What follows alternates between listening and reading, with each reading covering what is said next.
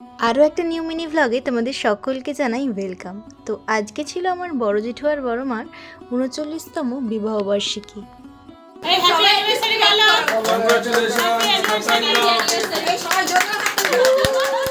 আমাদের পরিবারে সবথেকে ওল্ডেস্ট পারসন আমার বড় মা আর বড় জেঠুই, কিন্তু মনের দিক থেকে কিন্তু আমাদের পরিবারের সবথেকে ইয়াংগেস্ট পারসন আমার বড় মা আর বড় জেঠু।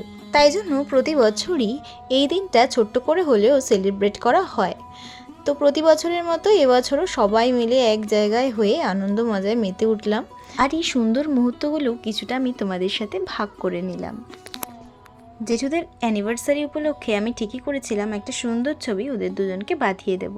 তো রিসেন্ট দাদার বিয়ে গেছে, তো বিয়ের সময় ওদের দুজনের তোলা একটা সুন্দর মুহূর্তের ছবি, সেই সুন্দর ছবিটাই আমি ওদেরকে বাঁধিয়ে গিফট করেছি।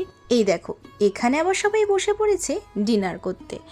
আজকে ডিনারের মেনু হচ্ছে, স্টার্টারে ছিল চিকেন পকোড়া, মেন কোর্সে পোলাও, মাটন, আইসক্রিম, মিষ্টি, এগুলোই। আর চলো ওরাই আজকে রিভিউ দেবে। আমি একা বলছি মানে কারো ভালো না না সবার ভালো সত্যি ভালো ফুড কোয়ালিটি ভেরি নাইস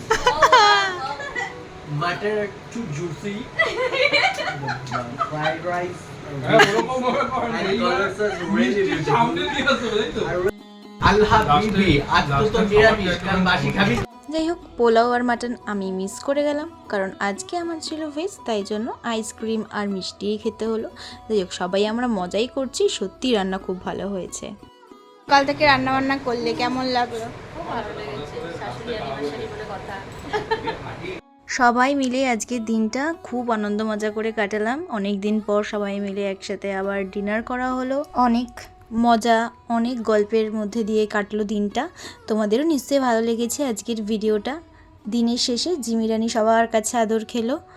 তো তোমাদের যদি ভিডিওটা ভালো লেগে থাকে অবশ্যই একটা লাইক করে দিও, কারণ আরও নতুন নতুন অনেক ভিডিও আসতে চলেছে।